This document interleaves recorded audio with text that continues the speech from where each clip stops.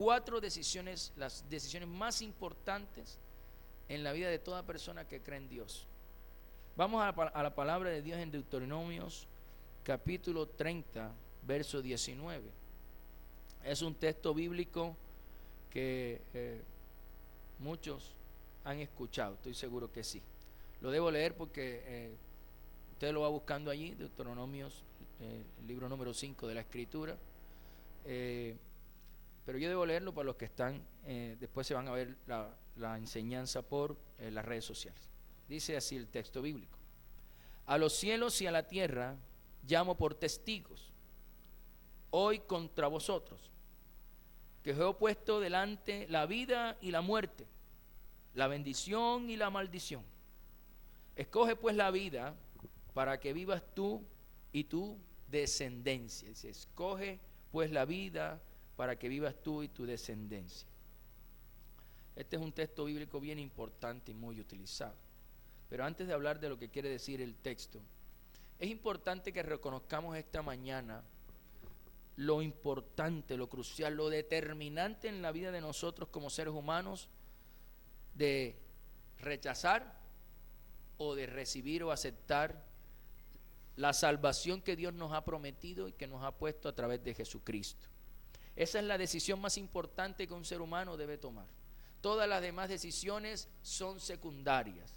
La decisión más importante es si tú aceptas a Jesús, aceptas el plan de Dios, o si tú rechazas el plan de Dios. Esa es la decisión más determinante en la vida de las personas. Lastimosamente, muchísimas, yo diría millones de personas en el mundo lo que hacen es rechazar esa salvación que el Señor, que Dios ha provisto a través de su Hijo, y que muchos de ellos rechazan esa salvación y toman esa decisión sin pensar en las consecuencias que eso va a traer a su vida, porque eso trae muerte y condenación eterna. La palabra de Dios dice en Juan 3:18, el que en Él cree, Juan 3:18, si quieren lo pueden buscar, si no yo se los leo. Dice, el que en Él cree no es condenado. El que en Él cree no es condenado, pero el que no cree ya ha sido condenado porque no ha creído en el nombre del unigénito Hijo de Dios. Si alguien tiene una versión distinta, sería genial que lo lea. En Juan 3:18.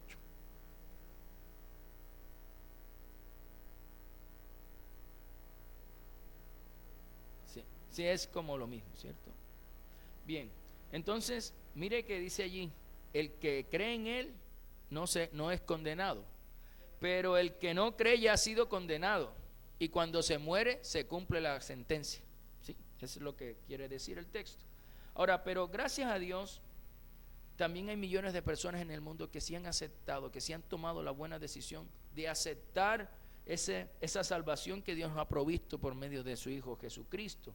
Y a raíz de esa fe, porque se recibe es por fe en Jesús, esa salvación, Dios nos dio el privilegio, nos dio la potestad de ser hechos hijos de Dios.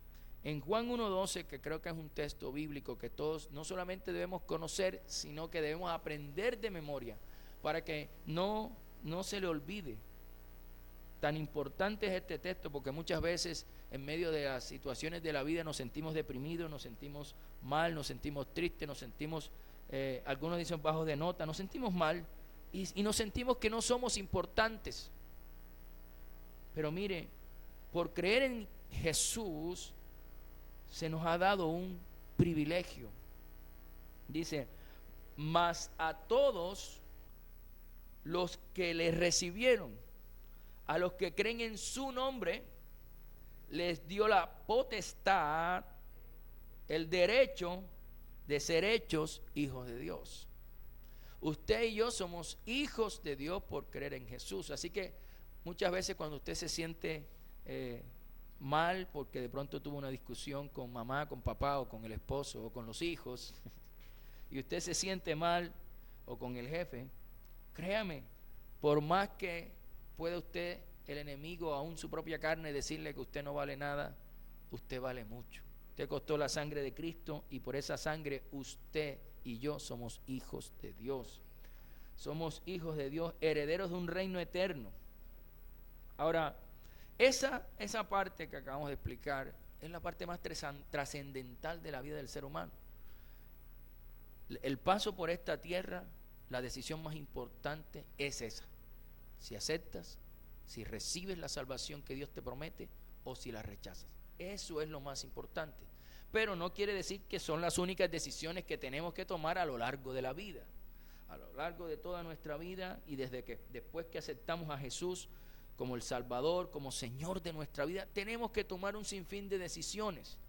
Pero hay unas decisiones en las cuales vamos a reflexionar esta mañana que sin duda creemos que son las decisiones más importantes en la vida de un creyente.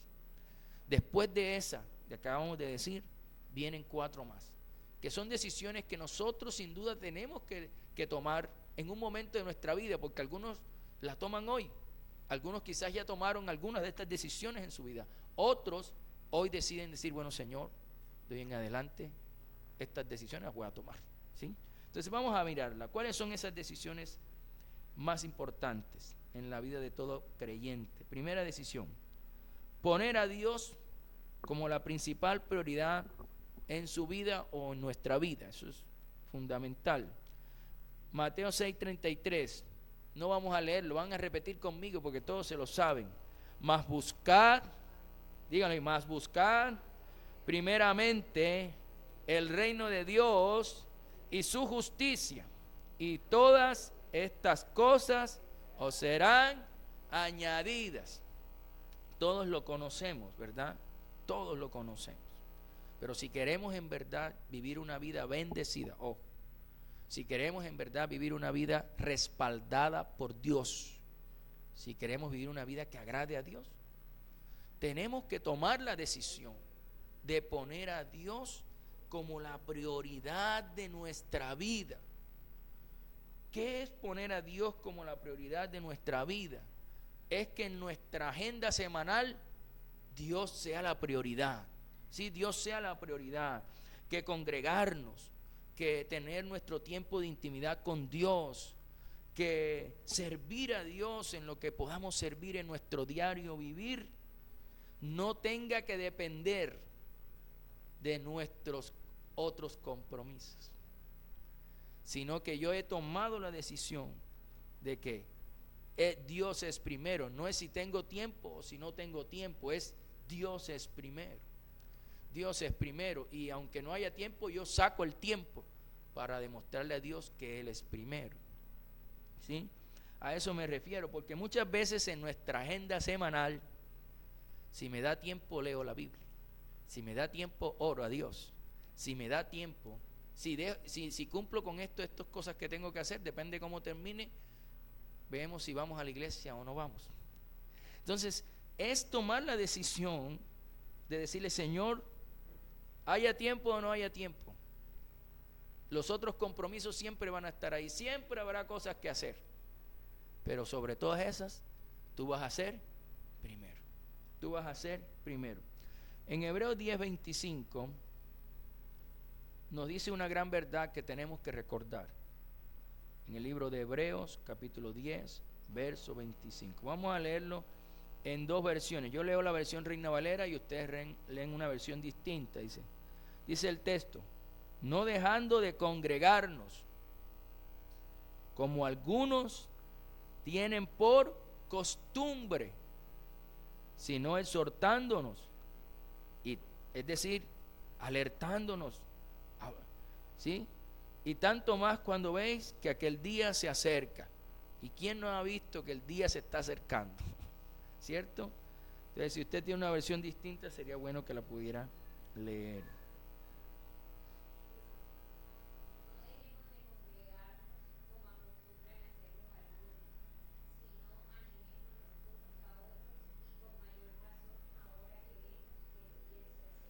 Animémonos, ¿cierto? Anímese a venir a la iglesia, anímese a buscar al Señor, anímese a orar, a estar con Dios, porque el día de la venida y regreso del Señor está cerquitita. Ya falta muy poquito. Y cada vez que vemos una explosión por allá, decimos: se están cumpliendo las cosas, ¿cierto? Vemos, hay tantas hambre, hay catástrofes naturales, hay esto, y ahora ya no con la misma frecuencia que se hacía antes, ahora es con más frecuencia, y vivimos casi que no queremos ya no ver, ni ver las noticias, y decimos, esto que está sucediendo ya no es normal, no es la misma frecuencia con que sucedía antes. El tiempo del Señor está más cerca que nunca. Es el tiempo de buscar al Señor, es el tiempo de agarrarnos de Dios y no soltarnos nunca más, y mostrarle a Dios que Dios es la prioridad. Ahora, ¿qué es la prioridad de Dios en nuestra vida? ¿Qué significa también? Hacer la voluntad de Dios, que Dios sea la prioridad en nuestra vida, es también que en todos nuestros planes y en todos nuestros propósitos pensamos hacer lo que agrada a Dios. Usted va a planear, usted va a hacer un proyecto, bien, yo voy a hacer este plan, yo tengo que hacer esto, voy a hacer lo que agrade a Dios. Voy a hacer que esto agrade a Dios, o voy a hacerlo a la manera de Dios. Si voy a hacer esto y ese proyecto, ese plan, eso que quiero hacer, no encaja en lo que Dios habla en su palabra, yo digo, por ahí no es el asunto. El asunto es por hacer las cosas que agraden a Dios. Eso es hacer la voluntad de Dios y también reconocerlo en nuestros caminos. La Biblia dice que debemos reconocer a Dios en todos nuestros caminos. ¿Y cómo reconocemos a Dios en nuestros caminos? Que cuando yo planeo, que cuando yo quiero hacer algo, cuando yo tengo un proyecto, ese proyecto yo lo hago de tal manera que haga siempre la voluntad de Dios. Yo pienso, bueno, esto voy a hacer esto, voy a hacer aquello, voy a hacer aquello. ¿Será que estas cosas están dentro de los parámetros de Dios, dentro de lo que Dios quiere? Mientras usted no se salga de la voluntad de Dios, créame, usted está seguro y tiene su respaldo. Pero cuando se sale, ya la cosa ahí es más compleja. Aún Dios puede guardarlo por su amor y su misericordia, pero no, mejor no lo hagamos, no tentemos las cosas. En Proverbios 3:6 dice, reconócelo en todos tus caminos y Él enderezará tus veredas. Hacer la voluntad de Dios es simplemente involucrar a Dios en nuestros planes, involucrar a Dios en nuestros proyectos. Eso es reconocerlo en todos nuestros caminos. Ahora, ¿se acuerdan de la historia del profeta, de Moisés? Nosotros como cristianos reconocemos a Dios en nuestros planes y en nuestros proyectos, pero después avanzamos o no avanzamos de acuerdo si Él va con nosotros o si no va con nosotros. Es decir, que no solamente desde la planeación ya está Dios, sino que en el caminar con Dios tenemos que mirar, porque en el caminar es posible que vayamos a hacer alguna cosa que Dios no vaya con nosotros. Tenemos que asegurarnos que en ese trasegar avanzamos, seguimos, si Dios va con nosotros. Entender el poder de su presencia en nuestras vidas. En Éxodo 33:15, yo creo que todos lo conocemos porque hasta hay canciones de este texto bíblico. Y Moisés respondió, si tu presencia no ha de ir conmigo, no nos saques de aquí. De eso ya hay canciones. Si tu presencia no va conmigo, no me saques de aquí. Moisés entendía, tenía claro que la presencia de Dios es vital en la vida del ser humano. Nos garantiza victoria, nos garantiza protección, nos garantiza la preservación de lo que Él nos ha dado, ¿sí? Nos garantiza un camino lleno, sí, quizás de dificultades, de pruebas, pero un camino de victoria. Si persistes, siempre vas a estar en victoria con el Señor. Y Moisés lo sabía y por eso le dijo, si tu presencia, Señor, no va conmigo, no me saques de aquí. Es una forma de entender que yo avanzo si Él va conmigo. Yo voy a eso, yo agarro o tomo esa decisión de eso que me propusieron, si Él va conmigo. Porque si Él va conmigo, hay garantía de que todo va a salir bien. Esa es la garantía. Moisés lo sabía. Y por eso decimos eso. Entonces, ¿qué es poner a Dios en la prioridad de nuestra vida? Que tengamos tiempo o no, Él es primero. Primero el Señor, después los otros compromisos. No es los otros compromisos y si me queda tiempo el Señor. No. Todos mis planes y mis proyectos, yo involucro a Dios, es Dios, está de acuerdo con esos planes y proyectos. Luego, avanzo o no avanzo, si Dios va conmigo avanzo, si Dios no va conmigo, por ahí no es la cosa, ¿sí? Si Dios pone paz en mi corazón para lo que voy a hacer, sigo. Si no, Dios no pone paz, yo no voy. La paz de Dios en el corazón del ser humano es una forma de Dios guiarnos cuando sentimos paz en el corazón. Y eso es importante. Entonces, ¿cuál es una de las decisiones más importantes del creyente? Poner a Dios como la prioridad en su vida. No es fácil, porque a medida que Dios, mire, ¿qué ha sucedido? O lo que he visto yo que ha sucedido en la vida de las personas. Conocen al Señor, Dios se vuelve lo primero en su vida, pero entonces el hecho de poner a Dios en nuestra vida, eso trae bendiciones. ¿Cuántos saben eso? Eso trae recompensas. Entonces, cuando Dios le da las bendiciones, eso ocupa más tiempo y se olvidan del dador de la bendición. Entonces, sepa que usted, mientras ame a Dios, mientras sirve a Dios, mientras Dios le sea lo primero en su vida, Dios va a traer bendiciones, pero que esas bendiciones no te roben el tiempo que debes tener y dedicar para tu Dios, para el dador de las bendiciones. No sea que la añadidura te encantes y te encariñes con la añadidura y pierdas al dador de esas cosas. Ojo con esa parte, es súper importante. Segunda decisión que debemos tomar en la vida del cristiano, las más importantes, además de las que ya he mencionado, es permanecer en el camino de Dios, pase lo que pase. Ojo, debo tomar la decisión delante de Dios, decirle: Señor, yo voy a estar contigo y en tu camino, pase lo que pase, pase lo que pase. Vamos al libro de Josué, capítulo 24, verso 15. Al libro de Josué, capítulo 24, verso 15.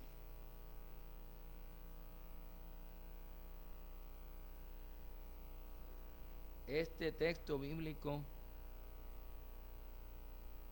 es de esos textos que debemos pegar en las paredes de nuestra casa. Esos textos que debemos tener un cuadro bien bonito y tener ese texto bíblico allí para que nos recuerde esta decisión. Que lo tenga, lo puede leer. Yo lo repito acá. ¿Quién lo tiene ya? Dale, Marisa. Ya lo tiene, señor. ¿Quién lo va a leer? Dale, señor Guillo.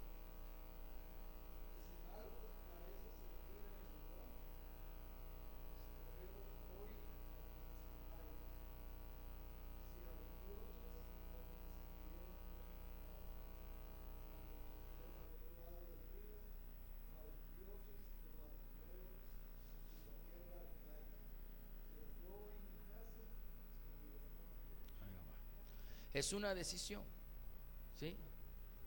¿A quién vas a servir? Pero esa decisión de servir para toda la vida, ¿sí?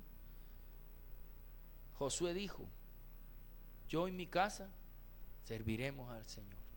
Serviremos al Señor para siempre. Caminar y permanecer en el camino del Señor es facilito, ¿verdad? No, cierto que no. Todos llegamos a la misma conclusión. Caminar y permanecer en el camino del Señor no es fácil, pero es algo que verdaderamente vale la pena, ¿sí? No es fácil, pero vale la pena. Es la mejor decisión que podemos tomar. Decidir permanecer en Dios, pase lo que pase. Ojo, ese pase lo que pase es fácil decirlo. Ese pase lo que pase es fácil mencionárselo a otro. Pero vivirlo, eso es otra cosa. Permanecer en Dios, en su camino, pase lo que pase, es una decisión de valientes. Todos los que estamos aquí somos valientes, porque ya llevamos algunos años caminando con el Señor, ¿cierto? Y seguramente uno dirá: bueno, no ha sido fácil, ¿verdad? Pero hemos permanecido. Y eso es una gran victoria. La palabra de Dios dice: el que permanece en mí pídame lo que quiera. ¿Cómo da Dios el valor al que permanece? Dios da un valor al que permanece. Si tú permaneces en mí, en mis caminos, pídeme lo que quieras, te será hecho. Porque Dios sabe lo que cuesta permanecer en los caminos de Dios, permanecer en Él, pase lo que pase. Porque es que uno apenas empieza a caminar con el Señor, tiene que enfrentar un montón de cosas, ¿sí? Ahora, ¿qué cosas podemos enfrentar? Yo creo que algunos ya han vivido esto que voy a mencionar, y otros quizás ya lo están viviendo. ¿Cuáles son esas cosas que enfrentamos? De las primeras cosas que enfrentamos cuando decidimos confiar en el Señor, permanecer en Él, es el rechazo y conflicto en la familia, en nuestra propia familia. Y más si nosotros somos los únicos creyentes, ¿sí? Los únicos que oramos, los únicos que buscamos al Señor. En Mateo 10, 34 al 37, en el Evangelio de Mateo, primer texto del primer libro del Nuevo Testamento, en el capítulo 10, en el verso 34 al 37.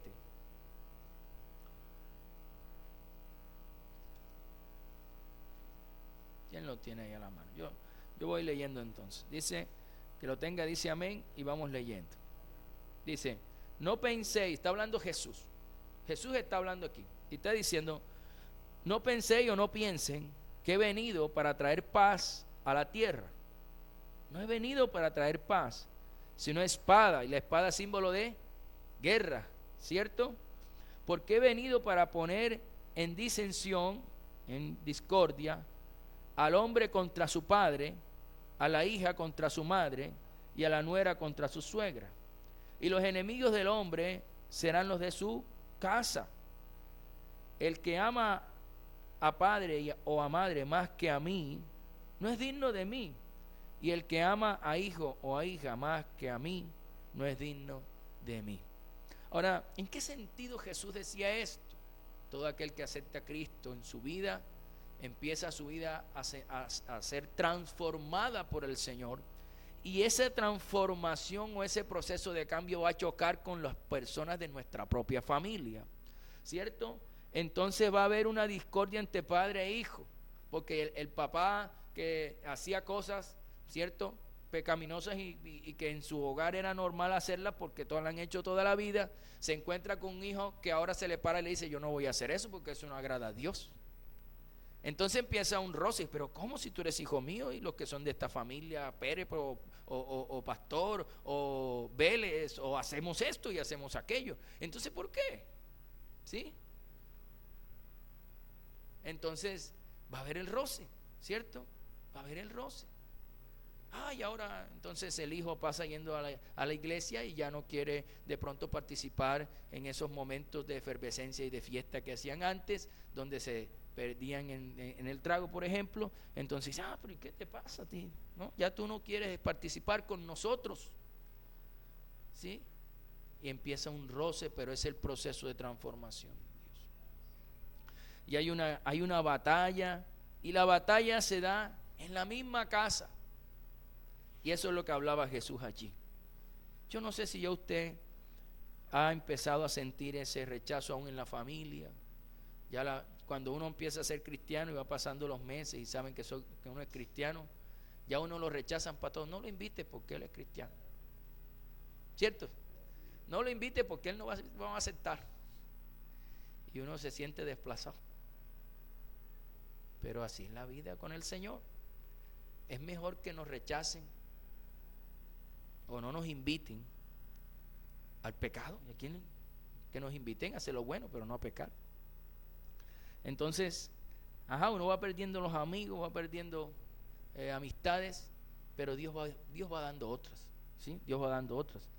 Ahora, ese hecho de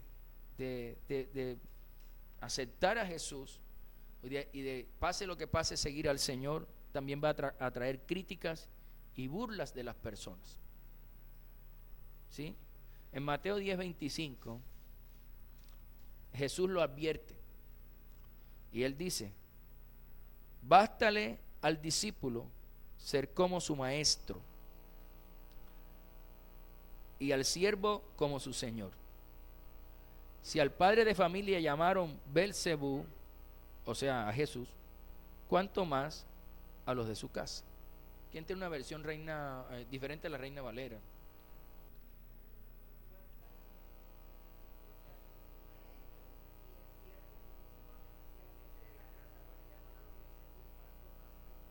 A los de su familia. Entonces, si a Jesús mismo llamaron, Jesús siendo el Hijo de Dios, habiendo hecho cantidades de milagros, sanidades, liberaciones y tantas cosas extraordinarias, lo llamaron como si fuera un demonio.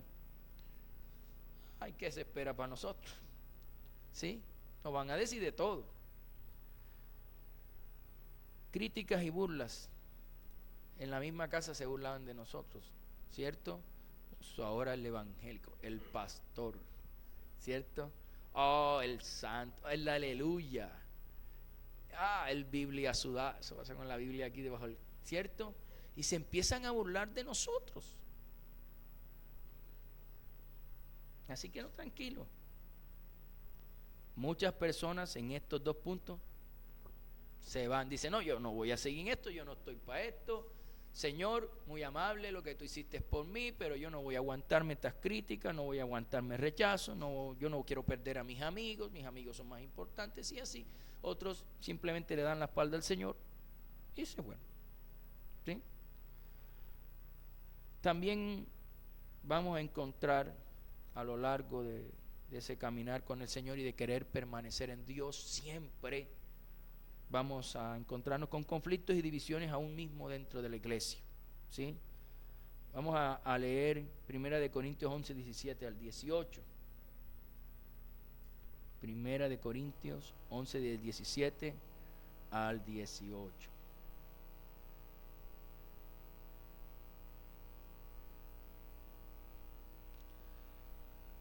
Dice, 1 de Corintios 11, 17, 18. Léalo, señor Guillo.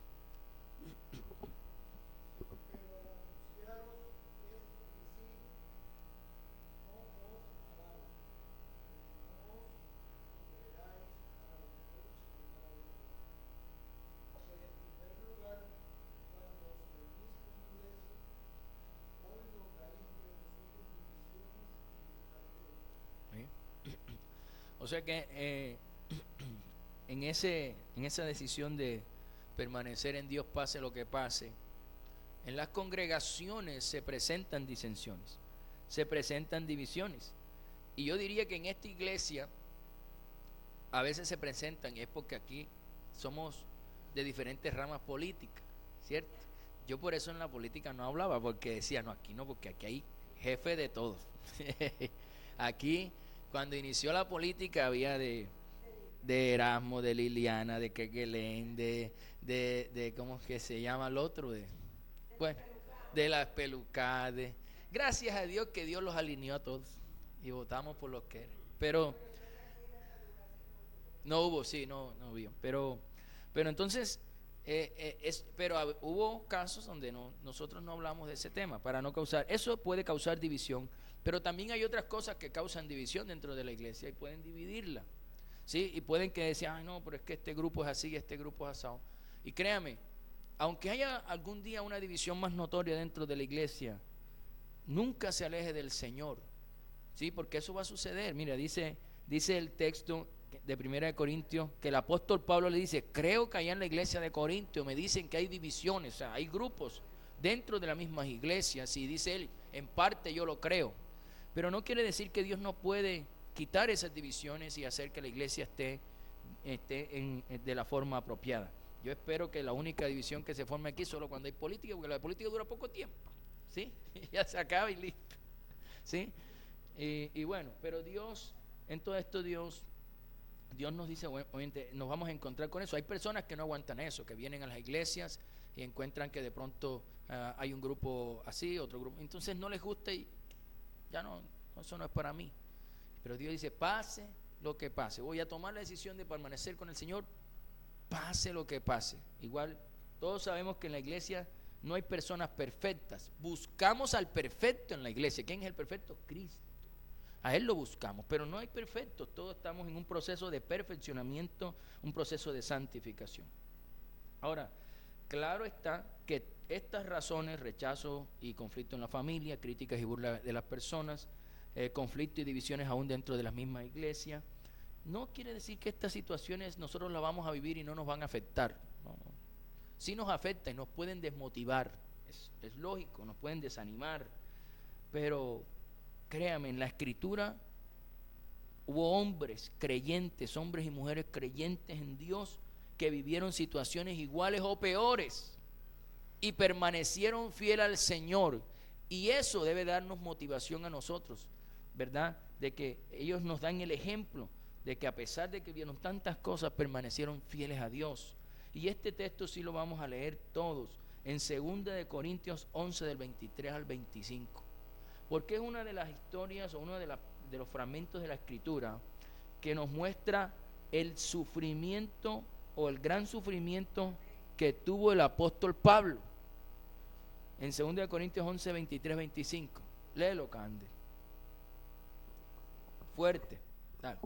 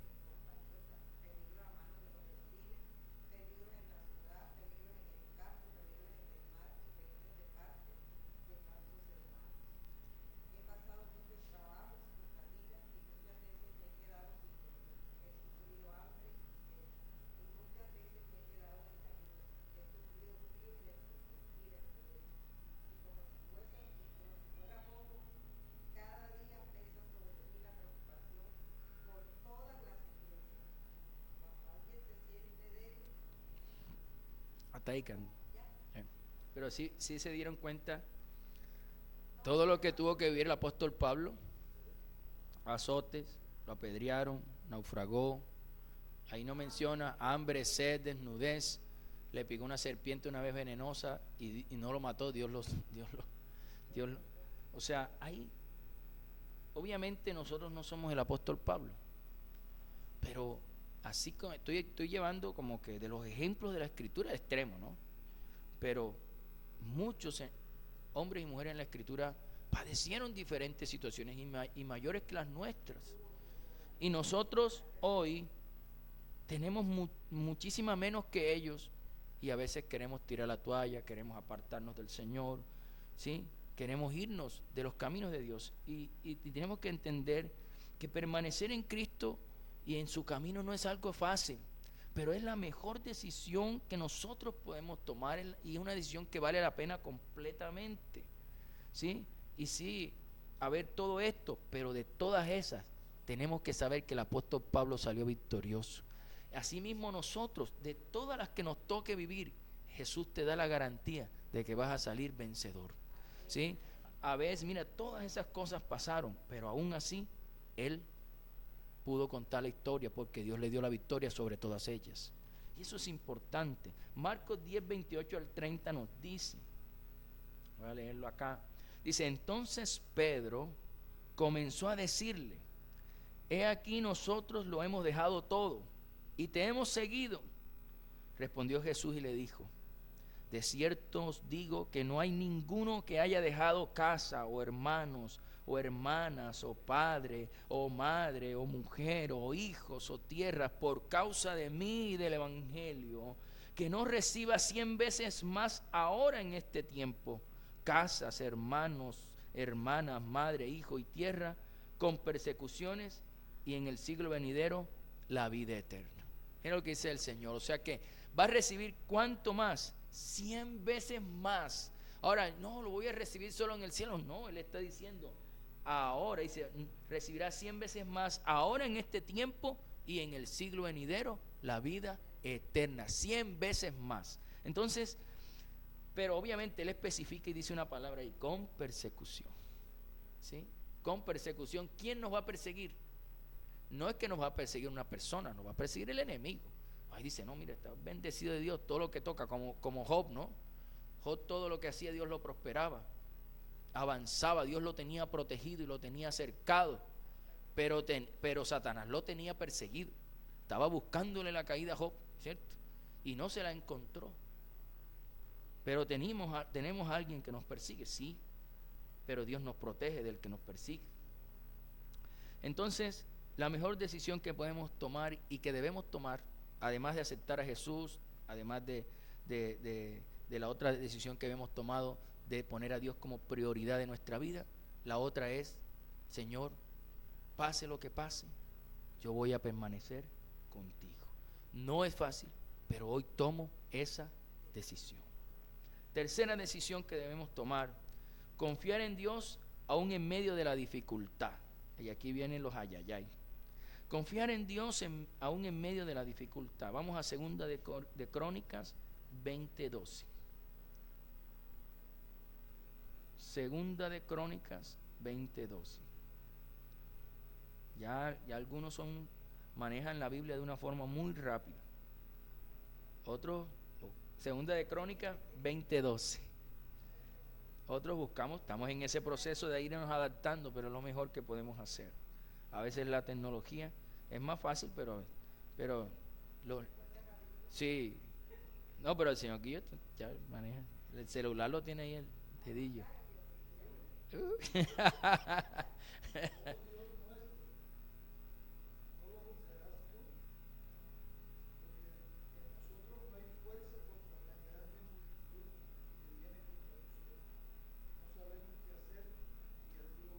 Nuestros ojos. Aquí no está hablando de un rey llamado Josafat.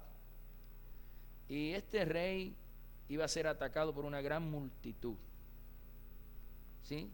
Y este rey ora a Dios en medio de esa circunstancia y dice, no sabemos qué hacer, a ti volvemos nuestros ojos, porque no sabían qué hacer. ¿Sí? Entonces, esto nos deja ver algo bien importante.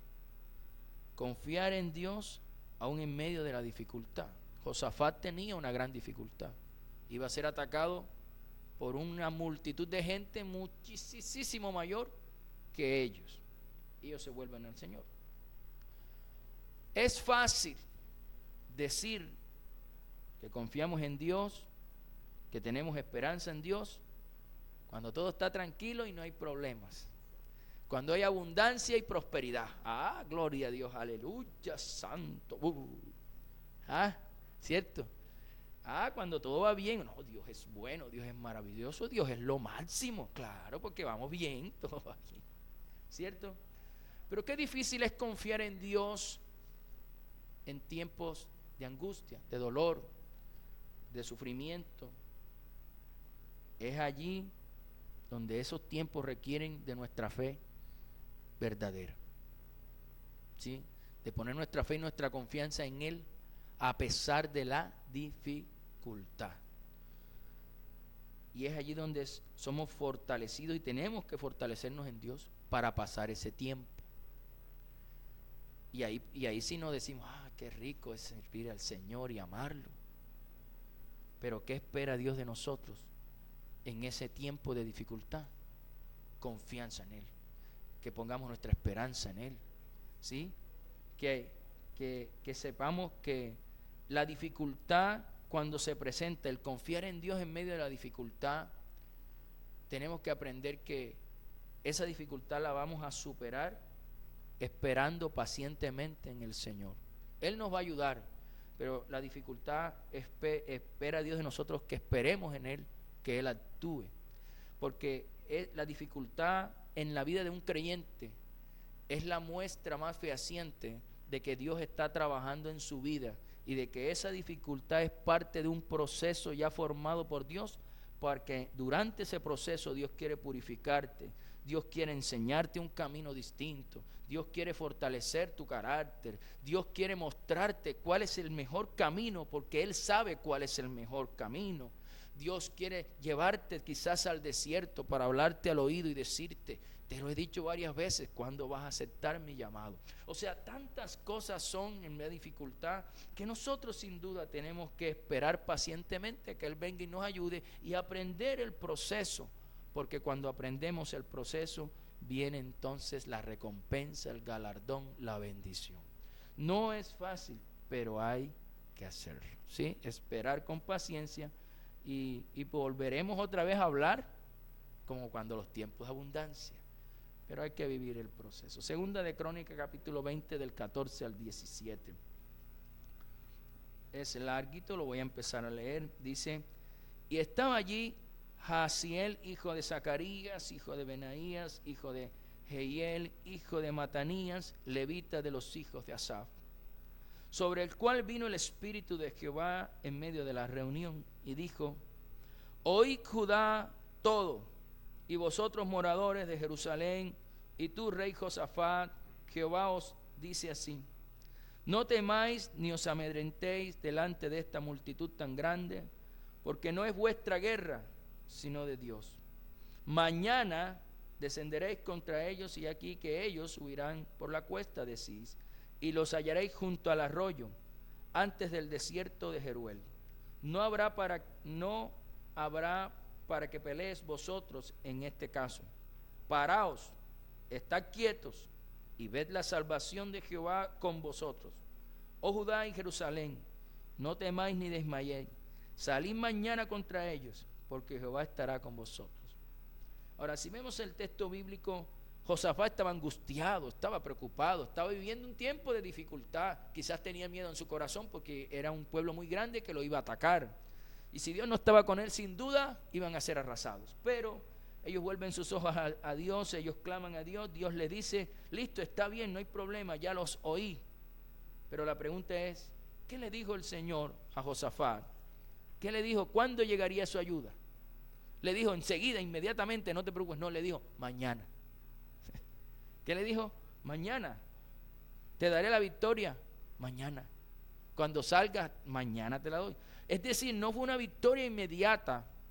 Josafat y todos allí debían tener paciencia de esperar hasta el día siguiente. ¿Sí? Eso muestra claramente que siempre que seguimos a Dios, aunque clamemos, roguemos y supliquemos, las respuestas a veces no son inmediatas, requieren que tengamos paciencia. Ahora, decidir confiar en Dios en medio de la dificultad también significa adorar al Señor, aun cuando lo que quisiéramos hacer es murmurar y hablar en contra de Dios. Porque eso no lo podemos evitar. El deseo de hablar, de murmurar, de criticar contra Dios va a llegar a nuestro corazón. Pero lo que Dios espera en medio de esas circunstancias es que tú no le des rienda suelta a tu carne, sino que decidas adorar a Dios. En Hechos 16, 23, 25 vamos a leer un texto bien bonito, para mí uno de los más extraordinarios de la Escritura, inspiradores en medio para las situaciones de dificultad. Hechos 16 del 23 al 25.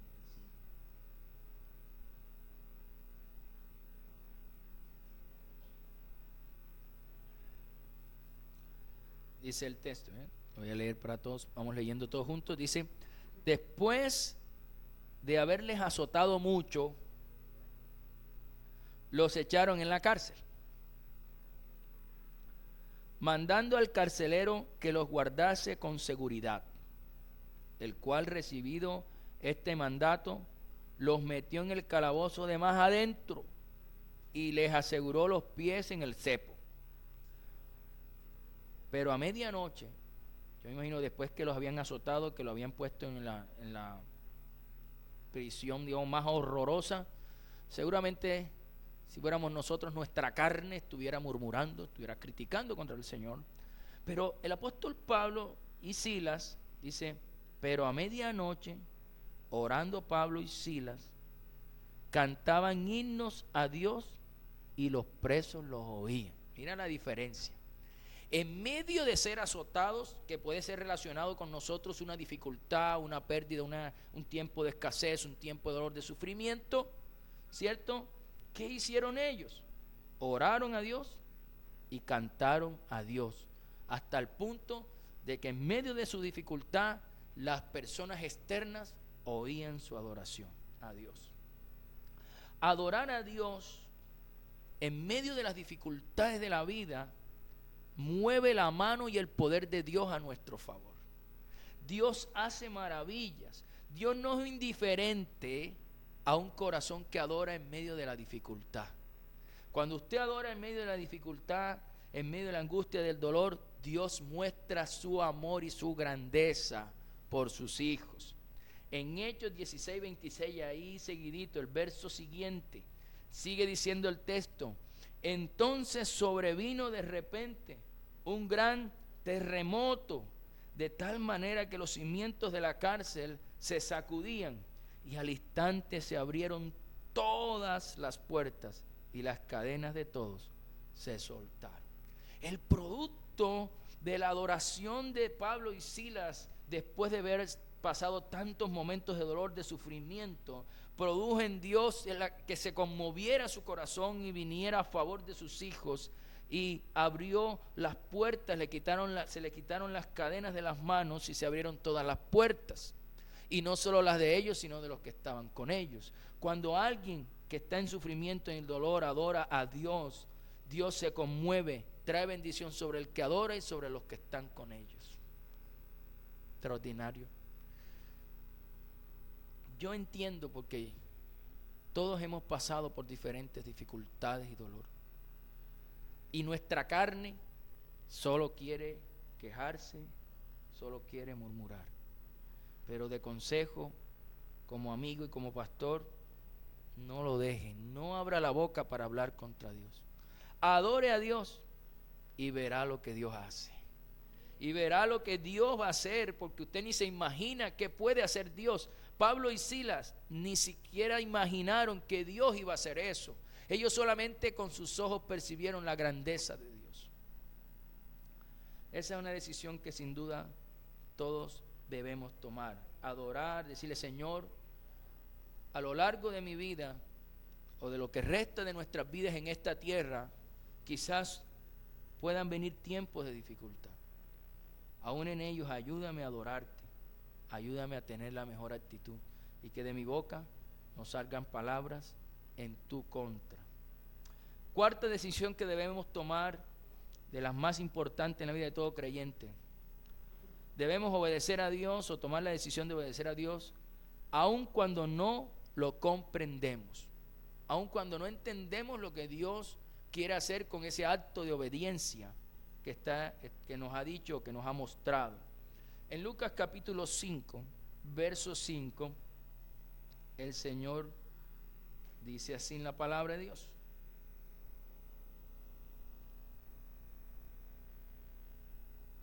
dice así, es una historia, un encuentro de Pedro con el Señor. Dice: respondiendo Simón le dijo, o sea, en ese entonces todavía no era Pedro, Dios no le había cambiado el nombre, se llamaba Simón, Jesús no le había cambiado el nombre. Dice: respondiendo Simón le dijo, maestro, toda la noche hemos estado trabajando y nada hemos pescado, mas en tu palabra echaré la red. Porque el Señor le dijo que fueran mar adentro y que echara la red. Pero Simón le dice: pero sí, ¿sabes? Hemos estado toda la noche y nosotros somos profesionales en esto, hemos estado trabajando toda la noche y nada hemos pescado. Y no solamente lo oyó Simón, lo oyeron todos los que estaban allí, según diciendo: Simón, ¿cómo vamos a ir para allá si hemos pasado toda la noche haciendo nuestro trabajo y no hemos logrado nada? ¿Verdad? Ahora, la obediencia en el ser humano tiene que ver mucho o directamente con nuestra capacidad de razonar, ¿cierto? Nosotros obedecemos normalmente lo que hemos razonado. Nuestro cerebro obedece lo que a él le parece razonable. Comprendemos lo que comprendemos, que a nosotros nos parece arriesgado, que nos parece peligroso, nosotros no obedecemos. Normalmente ese es el raciocinio del ser humano, porque para eso Dios lo puso, ¿no? Para razonar, ¿sí? Lo que no nos parece bien, lo que no nos parece riesgoso, peligroso, puede afectar nosotros tratamos de no hacerlo. Por eso es que obedecer a Dios no depende de nuestro raciocinio, porque si fuera por eso, muchas cosas nosotros no obedeceríamos. Nosotros obedecemos a Dios no por nuestra razón, sino por nuestra fe. Es distinto, ¿sí? No depende de lo que vemos, sino depende de lo que creemos. Es algo interior, que nosotros le creemos a Dios que Dios va a hacer algo distinto, ¿sí? Por esa razón obedecemos. Y muchas veces nos encontramos con situaciones en las cuales por obedecer a Dios, y otras personas ven que estamos obedeciendo a Dios y que lo estamos obedeciendo por nuestra fe en Él. Muchos otros que nos ven dicen, que están razonando, dicen, ¿cómo estás haciendo eso? ¿Sí? Porque ellos razonan. Y nosotros estamos caminando por fe y no por lo que vemos. Entonces para ellos les parece locura y no comprenden lo que estamos haciendo. Pero que aquí debemos entender algo. Aunque quizás nosotros muchas veces no comprendamos lo que el Señor nos quiere decir y por qué Él quiere que obedezcamos a su palabra y a su voluntad, y aunque a los hombres les parezca locura, y aunque muchas veces nosotros no entendemos por qué Dios nos dice algunas cosas las cuales tenemos que hacer, a pesar de todo lo que Dios espera de nosotros es que obedezcamos aunque no entendamos. En la Escritura hay muchos ejemplos de eso. Cuando Jesús le dijo a los discípulos, a uno de sus discípulos, vayan a buscar al burrito para él montarse y entrar a hacer la entrada triunfal a Jerusalén. Él le dice, vayan y se van a encontrar a un hombre que lleva un cántaro de agua, ¿sí? Entonces decían, pero ¿cómo? ¿Sí? Cuando vemos ¿sí? Y ese los va a guiar hasta el lugar. Pero en ese entonces, en el contexto del tiempo del Señor, que tuvo el Señor en la tierra, las que llevaban los cántaros eran las mujeres. Entonces ellos se hacían, razonaban. Ahora, cuando le cobran a Jesús el impuesto del templo, él le dice a Pedro, ¿verdad? Ves al mar y tira la red, y el primer pez que saques vas a sacar una moneda, y con esa vas a pagar tu impuesto y el mío. Imagínate tú. O sea, yo le digo, si yo fuera Pedro, y ¿qué le pasa? Uno lo que va a decir, qué man tan loco. ¿Sí o no? O sea, porque póngase a pensar, es una cosa extraña. ¿Ah? Oye, y a pesar de eso, yo digo, Pedro pescador, no, yo creo que yo no he pescado nada comparado con lo que Pedro ha pescado en la vida. Y Pedro obedeció. Yo me imagino la sorpresa de Pedro cuando sacó el primer pez y encontró la moneda. Eso debe ser una cosa, ¿cierto? Sí, ya, vamos a decir ya. Yo me imagino que Pedro cogió los otros peces para ver también si tenían monedas. Y dijeron, aquí nos hacemos ricos. ¿Sí? Pero era la primera.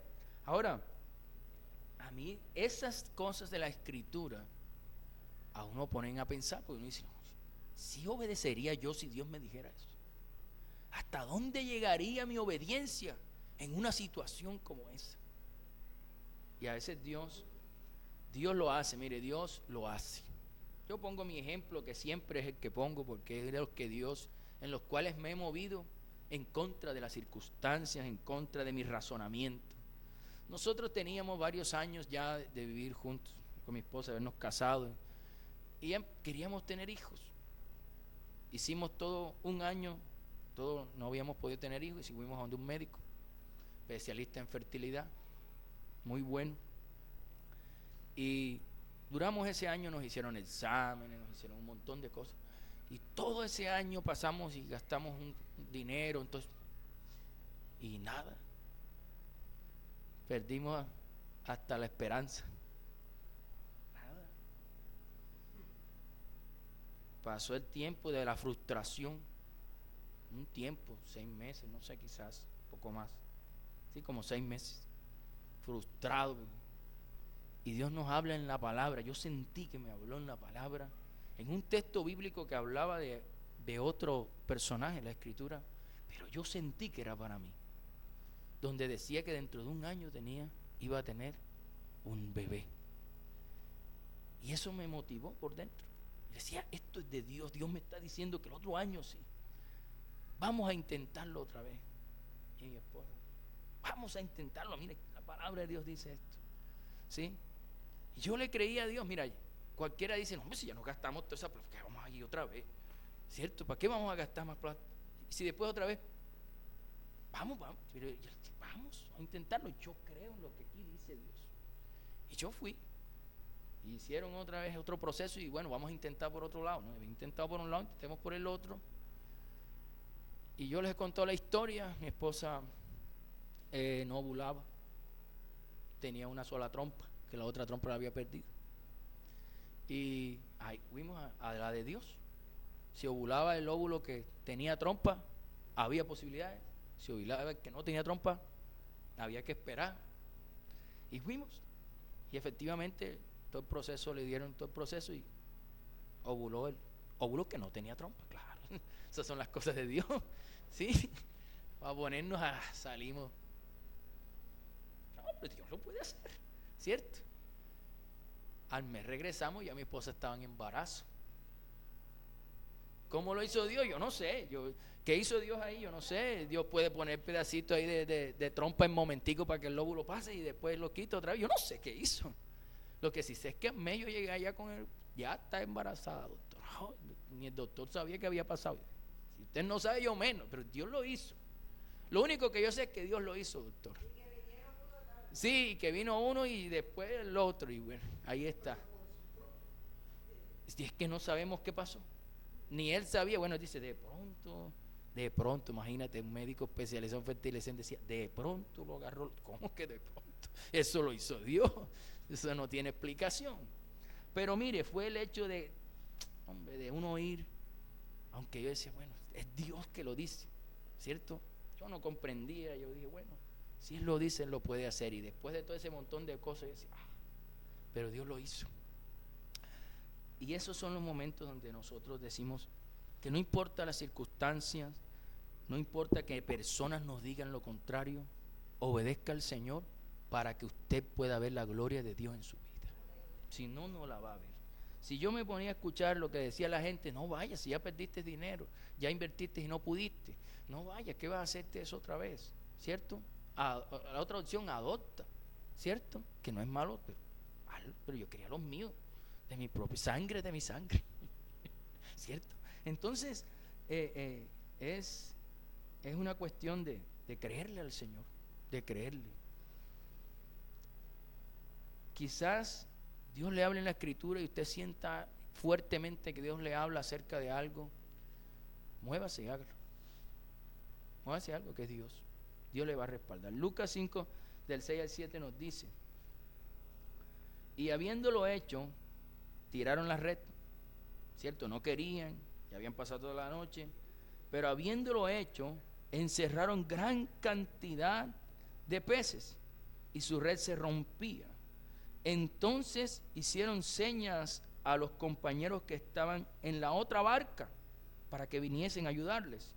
Y vinieron y llenaron ambas barcas de tal manera que se hundían. O sea que Dios le dio en abundancia por la obediencia a la indicación extraña que Dios les había dado. Entonces, en la obediencia, como dice la Escritura y como se muestra, no lo dice, pero es el contexto que da, en la obediencia está la bendición de Dios. En obedecer a Dios, todo aquel que obedece sin duda siempre será bendecido por Dios. Entonces, estas 4 decisiones debemos tomar: poner a Dios como la principal prioridad en nuestra vida, permanecer en el camino de Dios pase lo que pase, confiar en Dios aún en medio de la dificultad y obedecer a Dios aunque lo que te esté diciendo que obedezcas no lo comprendes. Pero si tú estas 4 decisiones las tienes pendientes y las tomas hoy y las tienes en cuenta el resto de tu vida, sin duda vas a ver la gloria de Dios constantemente en tu vida. Pónganse de pie, vamos a orar.